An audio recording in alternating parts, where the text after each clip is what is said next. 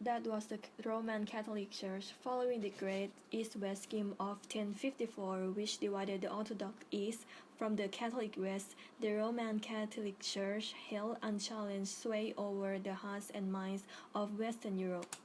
Although they might have spat from time to time, another country might elect its own pope, but by naming a pope, even though suspenders were still operating within the constraints of the Roman Catholic faith, they were just fighting over who would be at the head.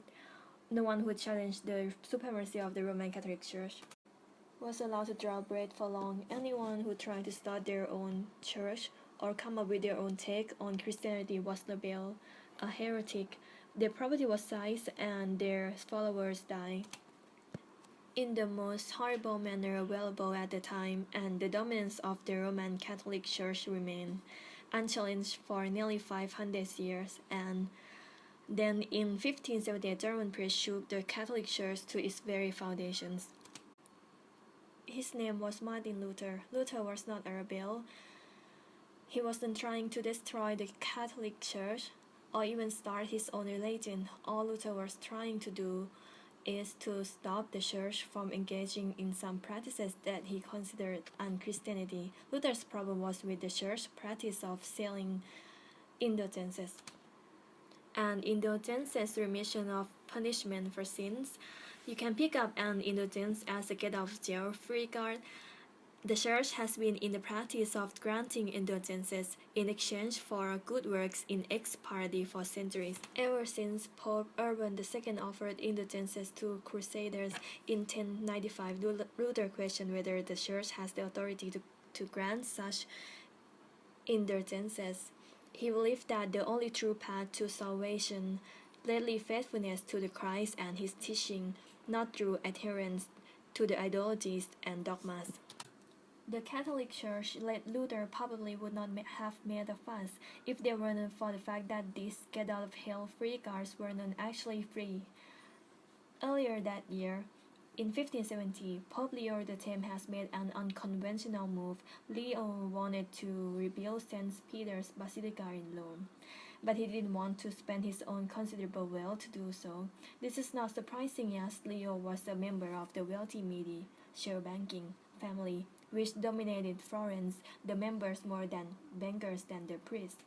Leo's solution was to begin offering indulgences in exchange for donations to the basilica's renovation, while these donations technically count as pious work. Luther saw them as simple payment to the Luther's eyes. The church was essentially selling salvation. He witnessed poor peasants giving up their life savings to buy an indulgence for a dead relative in the hope of saving their loved ones from the tortures of predatory, all the while the church grew ever richer. This was too much for Luther.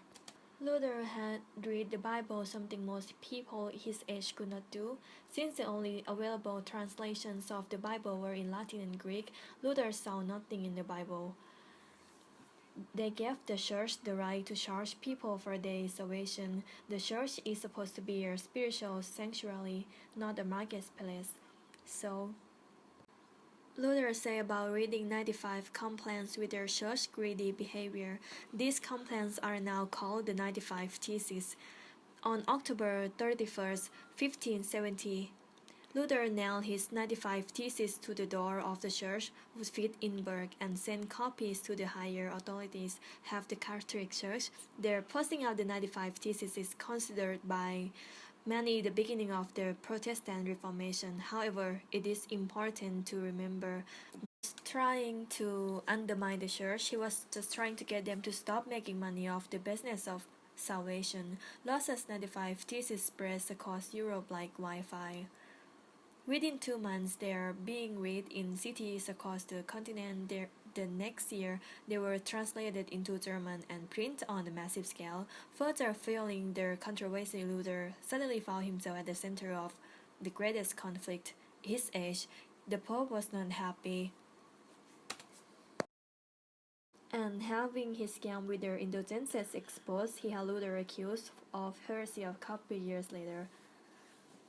In 1520, the Pope wrote a letter to Luther, there in which he banned any further distribution of Luther's 95 Theses.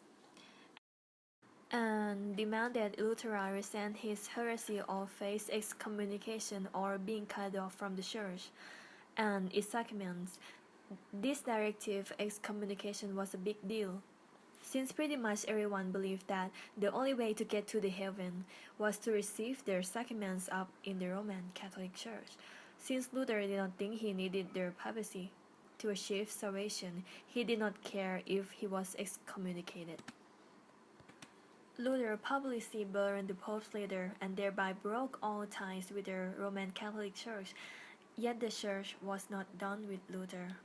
The Church decided to hand Luther over the greatest secular authority in Germany, the Holy Roman Empire, in 1521. Martin Luther was summoned to the Diet of Worms, a conference of both religious and leaders held in Worms, Germany. Once again, Luther was commanded to resent his heresy. He refused. The upshot was that Luther was condemned.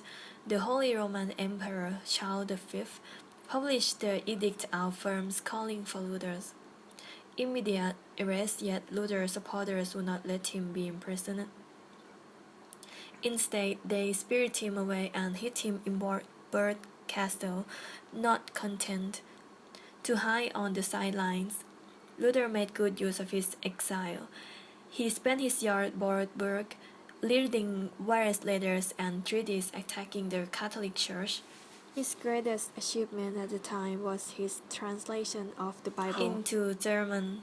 Luther held the Bible as the highest authority, higher even the papacy. He realized that so long as people could not read the Bible, they will continue to fall for the lies and deceptions of Catholic ideology. With their supporters marking his translation now, and soon printing presses across Germany were cranking out copies for Luther's Bible. The publication had their higher effect all across Germany. People started reading the Bible and began challenging the authority of their church.